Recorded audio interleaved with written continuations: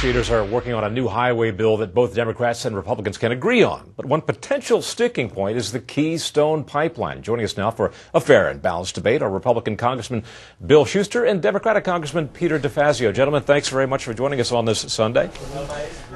Congressman DeFazio, I know you're part of the conference committee which is negotiating this highway bill. Tell us what the status of the negotiations are at this point. Well, they've got the staff working about 3 hours a day trying to resolve it down to issues that members will have to deal with. I think there's a lot of room for agreement here. We need a massive investment in our crumbling infrastructure. 150,000 bridges on the national system need replacement or repair. 40% of national highway system's pavement needs not just resurfacing, but actual underlayment.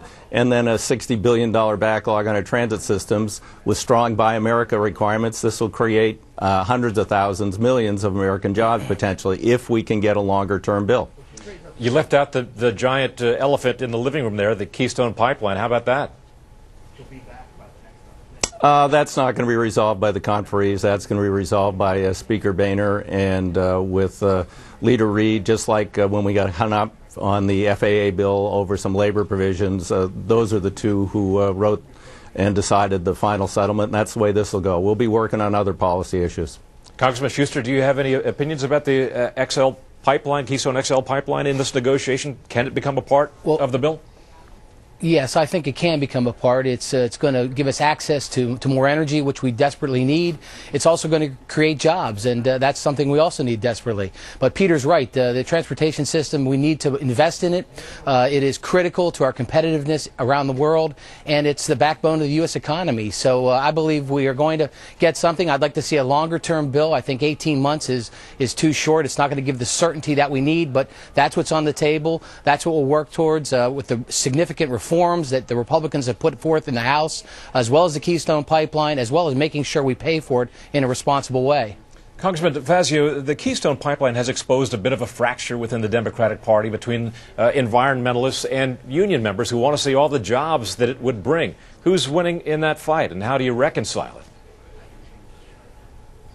Well, one thing the environmentalists and union members agree on, and the Democratic conferees agree on, is support for or opposition to this pipeline should not get in the way of a transportation bill. Like I say, decisions can be made outside the conference, and whatever decision the leaders come to, I think the conference will accept and will move forward, because the underlying bill, the investment transportation, putting hundreds of thousands of people back to work, that's the key.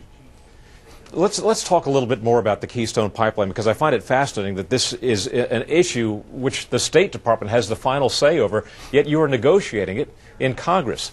Who has the final say? Well, if Congress acts, Congress can have the final say, and that's what we're trying to do.